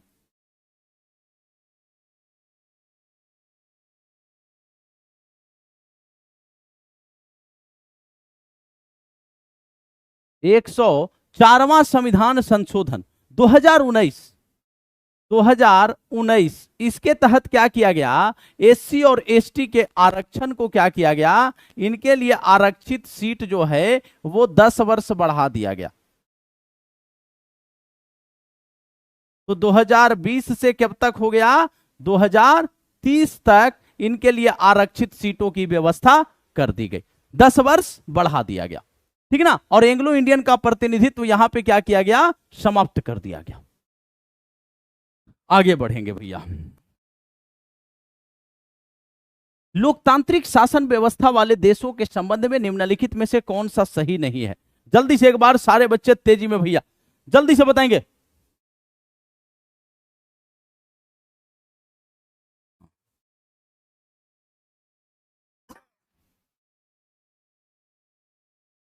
जल्दी से। हाँ, 2020 से 2030 इनका कर दिया गया 10 वर्ष के लिए।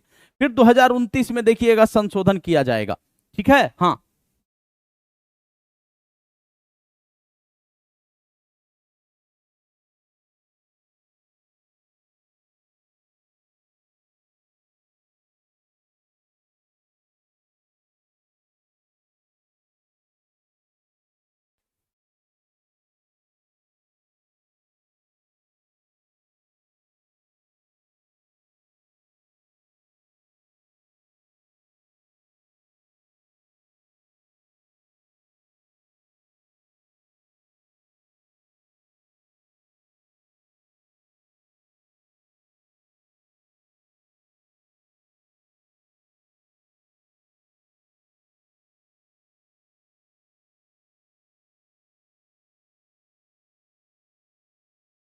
चलिए, सभी लोगों को चुनाव लड़ने और मतदान करने का अधिकार, चुनाव में विकल्प का होना, नियंत्रित अंतराल पर निष्पक्ष चुनाव होना, किसी एक पार्टी को मतदान करने पर मजबूर करना। किसी एक पार्टी को मजबूर कैसे कर दिया अगर, तो फिर कैसे? सर्वदलीय व्यवस्था होनी चाहिए, लोगों के पास विकल्प होना चाहिए। यह नियंत्रित नहीं, यह नियमित होगा, नियंत्रित अंतराल पर नहीं, नियमित अंतराल होता है, नियमित अंतराल पर निष्पक्ष चुनाव होना, ठीक है ना, याद रखिएगा। तो किसी एक पार्टी के लिए अगर आप वोट हो जाएगा तो भैया ऐसा में कैसे मामला होगा? मुख्य निर्वाचन आयुक्त, मुख्य निर्वाचन आयुक्त की नियुक्ति का बात कर रहा है। मुख्य निर्वाचन आयुक्त की नियुक्ति होती है राष्ट्रपति द्वारा, प्रधानमंत्री द्वारा, सर्वोच्च न्यायालय के मुख्य न्यायाधीश द्वारा, इनमें किसी के द्वारा नहीं। जल्दी से बताएंगे एक बार सारे बच्चे, वॉइस नहीं खे, जल्दी से बताएंगे भैया। तो कह रहा है राष्ट्रपति द्वारा, प्रधानमंत्री द्वारा, सर्वोच्च न्यायालय के मुख्य न्यायाधीश द्वारा, इनमें किसी के द्वारा नहीं। लगाइए ना राष्ट्रपति द्वारा डायरेक्ट।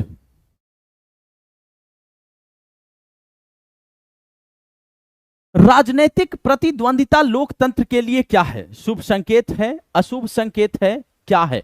राजनीतिक प्रतिद्वंदिता कहने का अर्थ है कि यहां पे लोगों के पास विकल्प है। लोगों के पास विकल्प कहने का अर्थ है लोगों के पास क्या है? विकल्प है।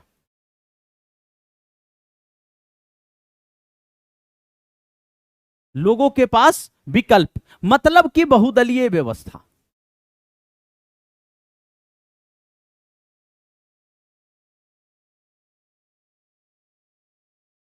मतलब कि बहुदलीय व्यवस्था, लोगों के पास एक ही विकल्प नहीं हो, लोग जो है वो एक पार्टी काम नहीं कर रही है। हाँ, 7 नंबर क्वेश्चन में टिक नहीं लगा है, 7 नंबर क्वेश्चन में कहा है आंसर? अच्छा, हाँ, लोकसभा में अनुसूचित जातियों के लिए आरक्षित, एससी के लिए बात कर रहा है ना, तो एक्सप्लेन कर दिए थे राम जी, काहे कंफ्यूज आ गए? 84 सीट है एससी के लिए, एसटी के लिए 47 है, दोनों के लिए 131 अगर पूरा बोल देता है तो, ठीक ना। भारत में प्रथम, तो ये क्या हो जाएगा? ये कह रहा है कि ये शुभ संकेत है, क्योंकि लोगों के पास विकल्प हो जाएगा, लोगों के पास विकल्प है, लोगों के पास ऑप्शन हो जाएगा। अगर एक पार्टी सही से काम नहीं कर रही है तो लोग दूसरे को चुन जाएंगे। हाँ, समझ गए बात को? हाँ, चलिए, कहता है भारत में प्रथम आम चुनाव कब संपन्न हुआ? भारत में प्रथम आम चुनाव का बात अगर करें तो ये लोकसभा का प्रथम चुनाव कब हुआ था भैया? तो याद रखिएगा, ये जो हुआ था अक्टूबर 1951 से फरवरी 1952 तक, तो इसको 1951-52 बोला जाता है, 1951-52 बोला जाता है। ये 4 माह चला था मतदान, ये 4 माह चला था, ठीक ना, क्योंकि पहले बैलेट पेपर से होता था, पहले ईवीएम नहीं था, पहले ईवीएम नहीं था, पहले बैलेट पेपर से होता था, ठीक ना, याद रखिएगा। चलिए आगे देखेंगे, निम्नांकित में चुनाव आयोग की किन भूमिकाओं से आप सहमत नहीं है? अगर निर्वाचन आयोग की बात करेगा, अनुच्छेद 324 से लेकर के 329 तक में इनका उल्लेख है, और ये एक कॉन्स्टिट्यूशनल है, मतलब कि संवैधानिक है, ये संवैधानिक निकाय है, ठीक ना। हाँ,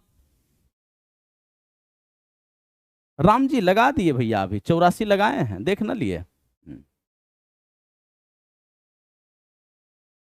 जल्दी बताएंगे? हाँ, जल्दी से एक बार सारे बच्चे, भैया देखिए सेशन को एक बार थोड़ा शेयर कर दिया जाए, क्योंकि आप जब सेशन को लाइक और शेयर करते हैं ना, तो मेरे अंदर उतना ही एनर्जी आता है, क्या होता है? उतना ही एनर्जी दिखेगा आपको, ठीक ना। हाँ, अगर आपको लग रहा है कि इस सेशन से आचार्य सीरीज के एनसीईआरटी एससीईआरटी सीरीज से लाभ है, तो आप सेशन को शेयर कर दीजिए भैया, उन सब तक पहुंचा दीजिए जो तैयारी कर रहे हैं। कहता है चुनाव में सरकारी मशीनरी के दुरुपयोग पर रोकथाम हो, फोटो पहचान पत्र एवं अन्य निर्धारित किए गए पहचानों के आधार पर ही मतदान कराने की व्यवस्था हो। चुनाव आयोग को चाहिए कि वह मतदाताओं के साथ साथ मतदान कर्मियों की सुरक्षा का भी पुख्ता प्रबंध, क्योंकि सारा नियंत्रण किसके? चुनाव आयोग के नियंत्रण में होता है। चुनाव आयोग को चाहिए कि वह राजनीतिक दलों के द्वारा उम्मीदवार तय करने में आवश्यक, भैया कौन प्रत्याशी किस पार्टी किस चुनाव मतलब किस सीट से लड़ेगा, ठीक है, ये जो है आपका, ये चुनाव आयोग थोड़ी बताएगी, ये तो पार्टी अध्यक्ष जो हैं, जो पार्टी के सचिव हैं, जो पार्टी के जो लोग हैं, वो डिसाइड करते हैं किसको टिकट दिया जाए किसको ना दिया जाए। तो निर्वाचन आयोग का काम ये थोड़ी है, समझ गया ना। हाँ, निम्नलिखित में से कौन सा कथन गलत है? भारत में सत्ताधारी दल के लिए चुनाव जीतना बिल्कुल आसान है। अगला कहता है कि भारत में स्वतंत्र एवं निष्पक्ष चुनाव करवाने के लिए चुनाव आयोग के पास पर्याप्त अधिकार है। स्वतंत्र एवं निष्पक्ष चुनाव हो, इसके लिए जनता की भी भागीदारी आवश्यक है। भारत में होने वाले चुनाव में आम लोगों को जबरदस्त भागीदारी होती है। आप देखिए यहां पे एक पॉइंट बहुत इंपॉर्टेंट लिखा है।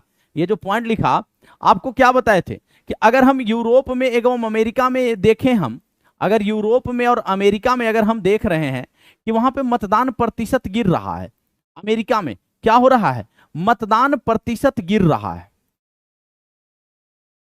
मतदान परसेंटेज गिरा है। लेकिन दूसरी तरफ कहता है कि अगर हम भारत की बात करें तो भारत में या तो अस्थिर रहा है, भारत में या तो ये अस्थिर रहा है या बढ़ा है वोटिंग परसेंटेज, ठीक ना? हाँ, तो क्या है? तो यहां पे आपका जो है, देखिए एक्सप्लेन हम करने लगे, लोग आंसर लगाने लगे। अरे डी जानबूझ करके एक्सप्लेन कर रहे हैं हम कि ये जो आपका है वो बता रहा है जबरदस्त भागीदारी, बिल्कुल सही है। भारत में सत्ताधारी दल के लिए चुनाव जीतना बिल्कुल आसान है, बिल्कुल गलत पॉइंट है। एक लोकतांत्रिक व्यवस्था में कोई अस्थायी रूप से विजेता नहीं है, कोई भी अस्थायी विजेता नहीं है, अस्थायी विजेता नहीं है, और ना कोई अस्थायी रूप से पराजित है, ना अस्थायी रूप से कोई पराजित है, पराजित है। तो जो आज विजेता है कल पराजित होगा, जो कल पराजित हुआ है आज विजेता होगा। समझ गए बात को? हाँ, तो ऐसा नहीं। अब एक बात बताइए, बीजेपी तो सरकार, ये जो है आम आदमी पार्टी की सरकार थी दिल्ली में, क्या हुआ? आम आदमी पार्टी की सरकार थी, बीजेपी की सरकार आ गई कि नहीं आ गई? तो ऐसा थोड़ी है कि जो सत्ताधारी दल है उनका चुनाव जीतना आसान है। एड़ी चोटी एक कर देते हैं वो, जब कॉम्पिटिटर बहुत मिल जाए आपको तगड़ा, तो समझ गए बात को? हाँ, तो इनके लिए आसान नहीं होता है।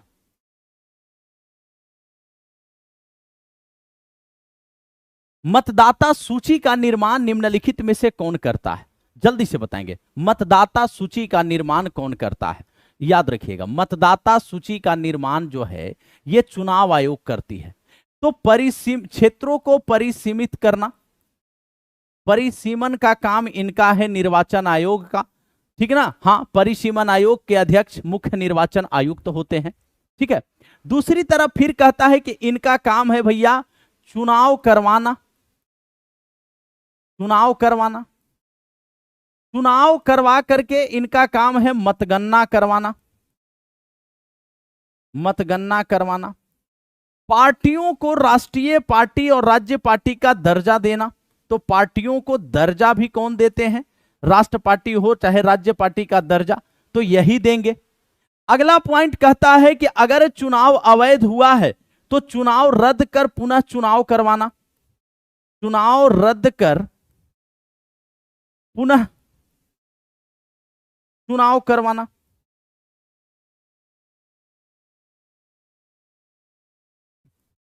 पुनः चुनाव करवाना। ये सारी चीजें इनका ही काम है। किनका? निर्वाचन आयोग का। तो निर्वाचन आयोग ही मतदाता सूची का निर्माण करती है।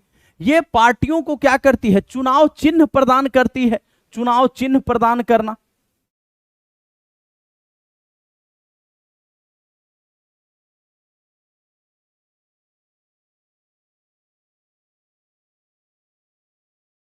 भैया जो भी हिस्ट्री पढ़ा है कंपटीशन वाला, जिनको कॉम्पिटेटिव हम पढ़ाए हैं, पूरा विस्तृत रूप में लिखवाए हैं। ईमानदारी से बताइएगा, हर एक पॉइंट लिखवाए हैं कि नहीं लिखवाए हैं? लिखवाए हैं ना? हर एक पॉइंट क्लियर किए हैं। हम किसी भी पॉइंट को ये नहीं बोल सकते, जो लोग बोलते हैं ना कि ये वाला क्वेश्चन नहीं आएगा, आप उतना ही पढ़िए, ठीक ना? आप उतना ही पढ़िए जितना एग्जाम में आता है। अरे भैया आयोग थोड़ी हैं आप, आयोग थोड़ी हैं। अगर पूछ दिया गया तो आप क्या करेंगे? सब लिखवाया हुआ है, एकदम पूरा डीपली लिखवाए हैं भैया। ऐसी थोड़ी 150 क्लास चलेगा, हैं? 150 क्लास चला है, जो नहीं पढ़े उनको पढ़ाया जाएगा। सेशन एक बार शेयर कर लीजिएगा। कहता है दलीय उम्मीदवार, मनोनीत उम्मीदवार, जो उम्मीदवार बिना पार्टी के चुनाव चिन्ह और बिना पार्टी के समर्थन से चुनाव लड़ता है, उसे कहते हैं निर्दलीय उम्मीदवार। निर्दलीय, बिना किसी दल का है, ठीक है ना। हाँ चलिए, मानसी सांडिल्या, मैं आपकी न्यू स्टूडेंट हूं। समीर कुमार आ गया है एप्लीकेशन आ गया है जीएस बाई विवेक सर के नाम से। भैया जिस किसी बच्चे को भी भैया बैच परचेज करना होगा या बैच से संबंधित कोई भी समस्या होगी 7870169858 इस पे कॉल कर लीजिएगा, ठीक है ना। हाँ समस्या का समाधान कर लिया जाएगा। चलिए, हाँ मतदान के बाद EVM, electronic voting machine,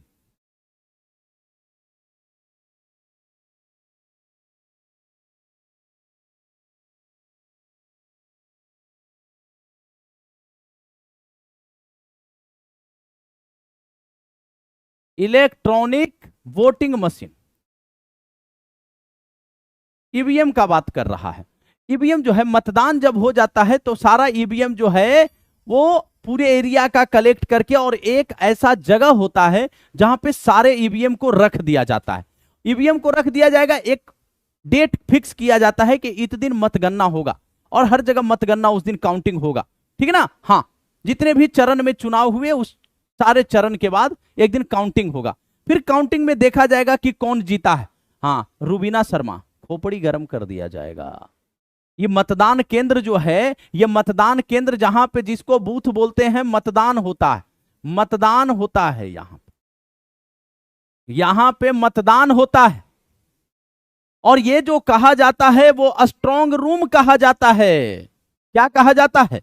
strong room कहा जाता है, ठीक है ना। मतदान केंद्र पे मतदान होता है जिसको बूथ बोला जाता है, जिसको लोकल भाषा में लोग बूथ बोलते हैं कि भैया बूथ पे जा रहे हैं, मतलब मतदान केंद्र पे जा रहे हैं। हाँ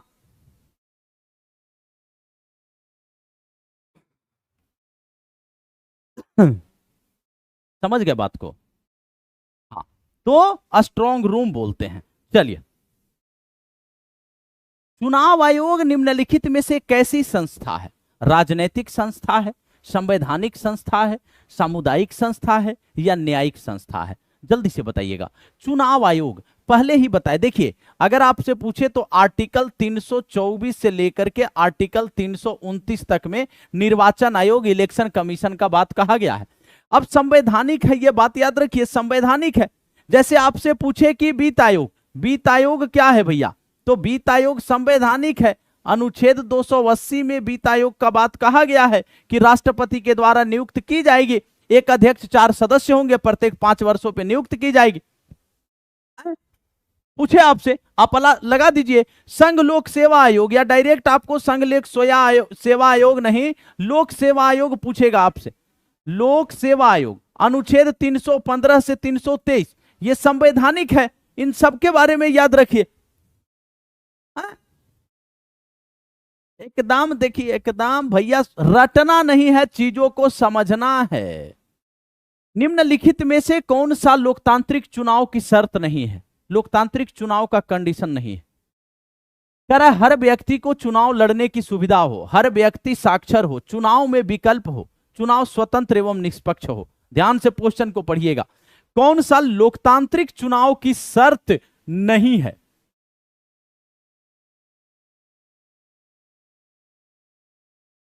जल्दी से बताएंगे। हाँ जल्दी से। लोकतांत्रिक चुनाव होगा, इसका एक कंडीशन नहीं फुलफिल कर रहा है। तो भैया एक बात बताइए, हर व्यक्ति साक्षर हो, ये पॉसिबल है?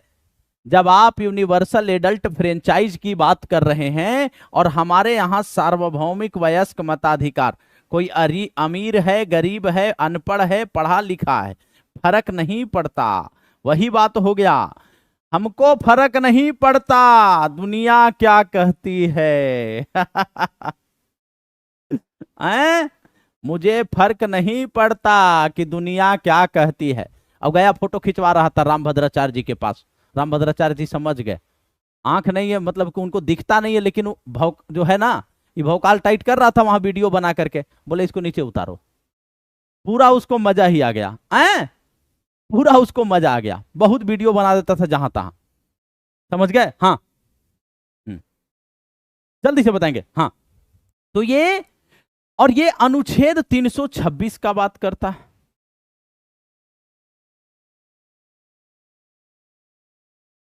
अनुच्छेद 326 का, तो इस चलते, हाँ,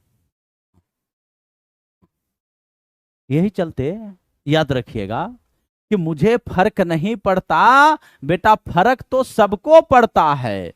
गरीबी हटाओ का नारा इंदिरा गांधी जी के समय, ये प्योर एनसीईआरटी पूछा आपसे,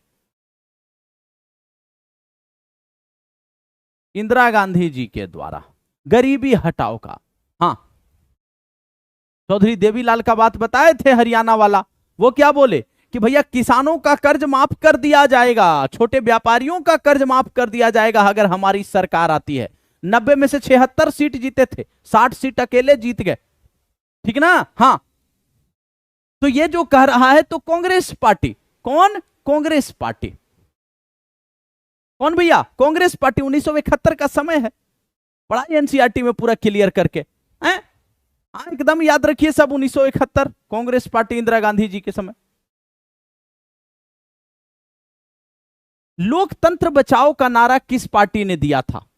लोकतंत्र बचाओ, लोकतंत्र बचाओ का नारा ये जो आपका जयप्रकाश नारायण के नेतृत्व में। हाँ, बात सही, एकदम सही बात। निधि वरुण काहे इमोशनल कर रहे हैं? लोकतंत्र बचाओ का नारा जो है ये जनता पार्टी की सरकार के द्वारा दिया गया, जनता पार्टी के द्वारा। हाँ, किसके द्वारा? जनता पार्टी के द्वारा, ठीक ना? हाँ, जनता पार्टी के द्वारा, एकदम सही बात है, जनता पार्टी। हाँ, जनता पार्टी, एकदम याद रखिएगा। हाँ, लोकतंत्र बचाओ का नारा दिया, एकदम बहुत बढ़िया। ये जो आपातकाल लगा था 1975 से 77 वाला, उसके बाद ही का बात है ना ये, कि अब भैया लोग यहाँ पे निरंकुश हो गया है शासन, तो अब क्या करना चाहिए? अब लोकतंत्र बचाओ। कहता है कुछ राज्यों में निर्वाचन क्षेत्रों की संख्या ज्यादा होती है, क्षेत्रफल बड़ा होने के कारण, नेता अधिक होने के कारण, क्षेत्रफल छोटा होने के कारण, या मतदाता अधिक होने के कारण। एक सिंपल सा एग्जांपल देते हैं। 243 विधानसभा सीट कहां है? या विधानसभा का छोड़िए, लोकसभा का लीजिए, लोकसभा ही लेते हैं, पूरे देश की प्रतिनिधित्व कर रही है, मतलब पूरे राज्य की, केंद्रीय स्तर पे। लोकसभा का 40 सीट है बिहार में, 40 सीट है बिहार में, और बिहार की जनसंख्या 2011 जनगणना के अनुसार 10,40,99,452, मतलब कहने का अर्थ है कि लगभग 11 करोड़। अब कहता है कि जो लोकसभा है, और अगर यूपी में देखेंगे तो यूपी में कितना है? यूपी में 80 सीट है, यूपी में लोकसभा का 80 सीट है। कारण क्या है? कारण है कि जनसंख्या ज्यादा है, तो जनसंख्या, मतदाता ज्यादा होंगे तो वहां पे प्रतिनिधियों की संख्या ज्यादा होगी। जल्दी बताएंगे, समझ गए ना? कोई ऐसा बच्चा सेशन में जो बिल्कुल समझ ही ना पाया हो, जिसको लग रहा होगा कि गुरुजी का ऊपर ऊपर जा रहा है, कुछ समझे नहीं आ रहा है। सऊदी अरब में महिलाओं को मताधिकार दिया गया, विश्व का पहला देश जो मताधिकार दिया, महिलाओं को मताधिकार, विश्व का पहला देश न्यूजीलैंड।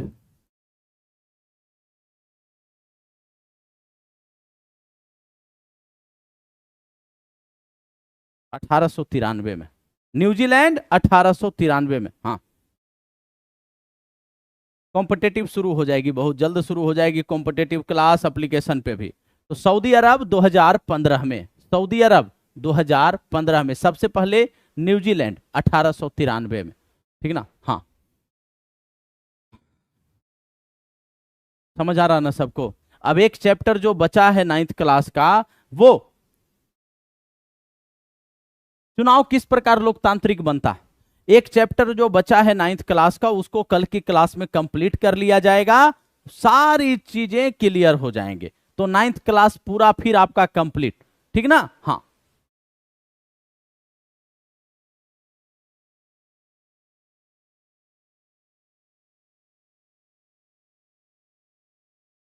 जल्दी से बताइएगा।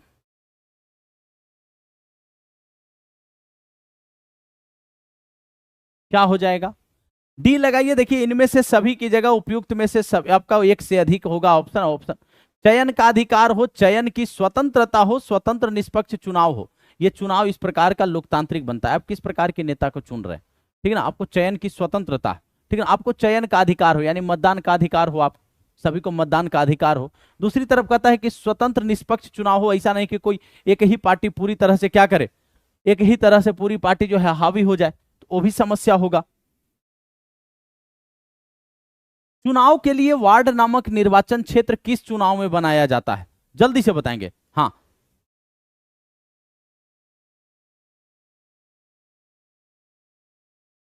जल्दी से। अब भैया 4 बजे वाले सेशन में एक दिन हिस्ट्री हो गया, एक दिन साइंस हो गया, एक दिन पॉलिटी हो गया। कल करेंट अफेयर्स का क्वेश्चन आपको 4 बजे वाले सेशन में देखने को मिलेगा, ठीक है ना। तो सभी बच्चे जरूर मिलेंगे, सभी बच्चे, हाँ, सभी बच्चे जरूर मिलेंगे, ठीक है ना, 4 बजे वाले सेशन में। हाँ, सरोज राज यूट्यूब पे अपने लिंक लगा दीजिए एप्लीकेशन का। अच्छा, आज लगा देंगे, हमको बुझाता ना है, पूछना पड़ेगा किसी से। हाँ,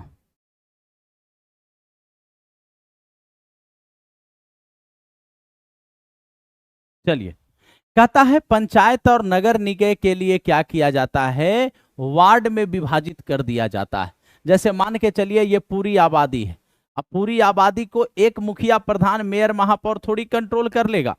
अब इसको वार्ड में विभाजित कर दिया जाएगा, वार्ड में विभाजित कर दिया गया। वार्ड में विभाजित करने के बाद यहां से एक प्रतिनिधि आएगा, इसको बोला जाएगा ward member. Ward member, ward सदस्य जिसको बोलते हैं हम लोग, और वार्ड पार्षद उधर नगर निकाय वाले में, ठीक है ना। हाँ, सरकारी अधिकारी चुनाव में किस आदेश का पालन करते हैं, किसके आदेश का पालन करते हैं, किसके आदेश का पालन करते हैं, जल्दी से बताएंगे। चुनाव अधिकारी, जो अधिकारी सरकारी है, हाँ,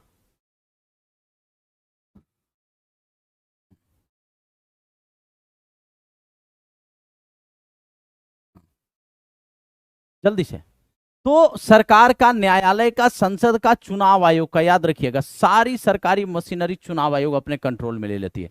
और ये दिशा निर्देश, यहां तक कि एक जो डिस्ट्रिक्ट मजिस्ट्रेट भी होते हैं ना, यानी कि डीएम साहब, वो भी इनके दिशा निर्देश में काम करते हैं, ठीक है ना। हाँ, राष्ट्रपति पद के उम्मीदवार के लिए न्यूनतम आयु सीमा कितनी है, न्यूनतम आयु सीमा कितनी है, जल्दी से बताएंगे। राष्ट्रपति पद के उम्मीदवार के लिए न्यूनतम आयु सीमा 35 वर्ष है, अधिकतम का बात नहीं।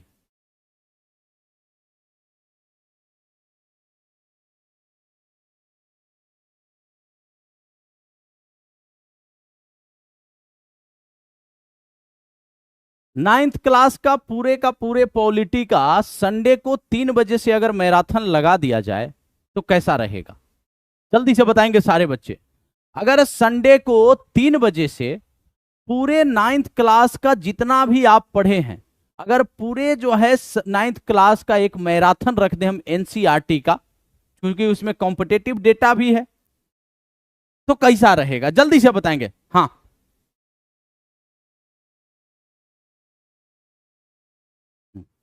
जल्दी से।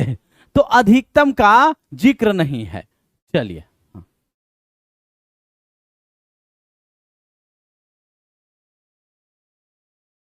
निम्नलिखित में से कौन सी लोकतांत्रिक चुनाव की न्यूनतम शर्त नहीं है,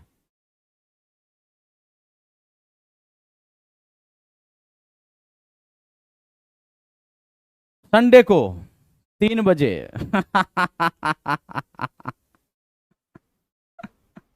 हाँ, सही रहेगा ना। हाँ, ना होगा तो भैया 3 बजे होगा, समझ गए। हाँ,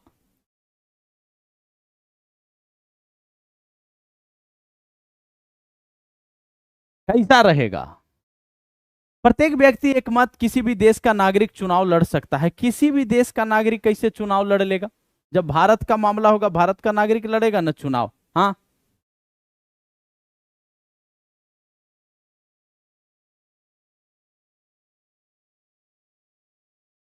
जल्दी बताएंगे। किसी भी देश का नागरिक कैसे चुनाव लड़ लेगा? भारत का नागरिक चुनाव लड़ेगा। निर्वाचन आयोग का संबंध किस अनुच्छेद से है? हाँ, रितिका सिंह बाबू देखते हैं 12 तक का भी करवा दिया जाएगा, समय रहा तो। हाँ,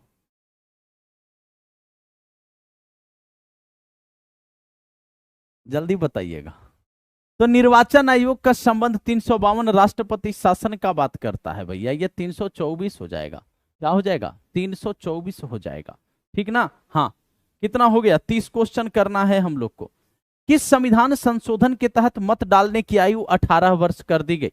प्रारंभ में यानी मूल संविधान में अगर बात किया जाए तो मूल संविधान में कितना था? तो मूल संविधान में जो है, मूल संविधान में 21 वर्ष था। कितना था? 21 वर्ष था। मूल संविधान में 21 वर्ष था, ठीक है। हाँ, अब कहता है 21 वर्ष है मूल संविधान में। 61वां संविधान संशोधन 1988 में, 1988 में हुआ और 1989 में इंप्लीमेंट हो गया। 1989 में इंप्लीमेंट हो गया और इसमें 21 से घटाकर आयु 18 कर दिया गया, तारकुंडे समिति की सिफारिश पर। 21 से घटाकर 18, तो ये 61वां संविधान, ठीक है ना? बहुत बढ़िया। चलिए, भारत के सर्वोच्च न्यायालय में न्यायाधीशों की संख्या बढ़ाने की शक्ति, स्टार्टिंग में याद रखिएगा कि स्टार्टिंग में बोला गया था कि भारत के सर्वोच्च न्यायालय में मुख्य न्यायाधीश सहित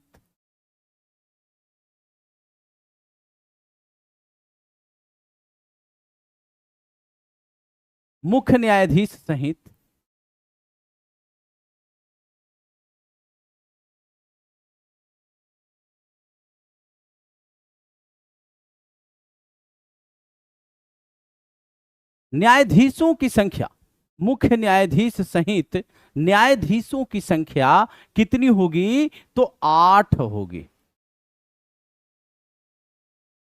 8 होगी। ये प्रारंभ में बोला गया आर्टिकल 124 क्लॉज 1 में, आर्टिकल 124 क्लॉज 1 में। लेकिन अगला ही पॉइंट कहता है कि संसद अगर चाहे तो संसद इसमें क्या कर सकती है? संसद न्यायाधीशों की संख्या में वृद्धि कर सकती है। संसद क्या की कि सुप्रीम कोर्ट में न्यायाधीशों की संख्या में वृद्धि से संबंधित क्या की? वो जो है अधिनियम पारित कर दी, ठीक ना? हाँ, ठीक ना? हाँ।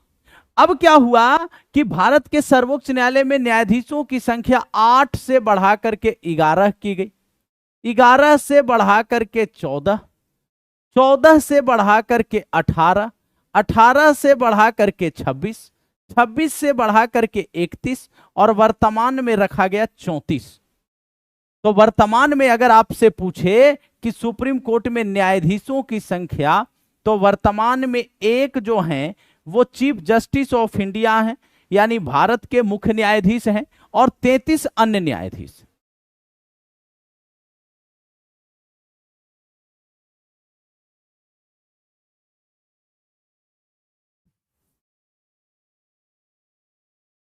तैतीस अन्य न्यायाधीश, ठीक ना? हाँ। निहारिका 26 से 61 कैसे हो गया, हमको ये बताइए।